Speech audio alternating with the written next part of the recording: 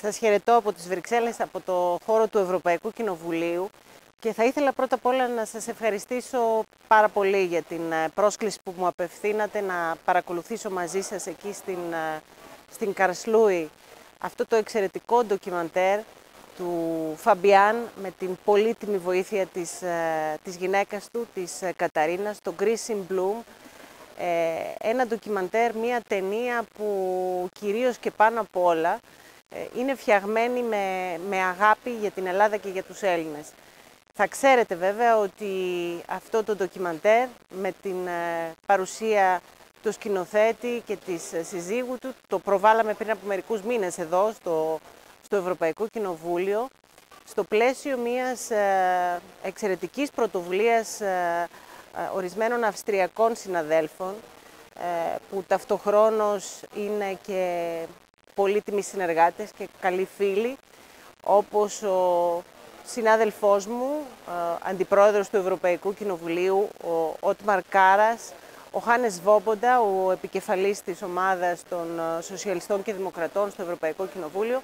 Λοιπόν, οι αυστριακοί συνάδελφοι, με την συνεργασία επίσης του κόμματος των Πρασίνων της Αυστρίας, πήραν την πρωτοβουλία από κοινού και διοργάνωσαν πριν από μερικούς μήνες μία εκδήλωση εδώ για την προβολή αυτής της ταινίας και μια συζήτηση για την Ελλάδα της κρίσης. Και αναφέρομαι σε αυτήν την πρωτοβουλία που ήταν αποτέλεσμα συνεργασίας μεταξύ ευρωβουλευτών από διαφορετικές πολιτικές ομάδες, ακριβώς για να επισημάνω και στο πλαίσιο της δικής σας πρωτοβουλίας πόσο σημαντικό είναι και πόσο αποτελεσματικό και πόσο παραγωγικό μερικές φορές να μπορούμε να ξεπερνάμε τις ιδεολογικές και πολιτικές μας διαφορές, κυρίως όταν βρισκόμαστε μέσα σε τόσο δύσκολες συνθήκες όπως αυτές που βιώνει σήμερα η χώρα μας και οι συμπολίτες μας, και να συνεννοούμαστε, να συνεργαζόμαστε, να αναλαμβάνουμε από κοινού πρωτοβουλίες για να προωθήσουμε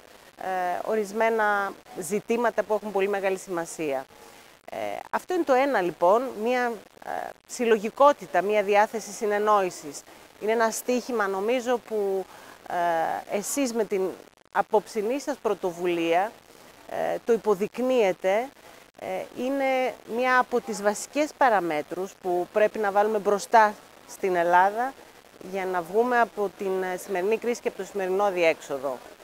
Το ντοκιμαντέρ του Φαμπιάν και της Καταρίνα φέρνει στο προσκήνιο μια άλλη Ελλάδα, μια Ελλάδα που δεν έχει καμία σχέση με τα στερεότυπα τα οποία κυκλοφορούν. Είναι η Ελλάδα της ελπίδας, είναι η Ελλάδα της προοπτικής, είναι η Ελλάδα του φωτός, είναι η Ελλάδα των ανθρώπων της δημιουργίας, αν θέλετε,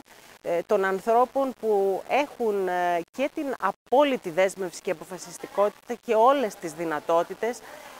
για να βγουν μπροστά, για να δουλέψουν, για να εργαστούν, για να συνεννοηθούν, προκειμένου να μπορέσει η πατρίδα μας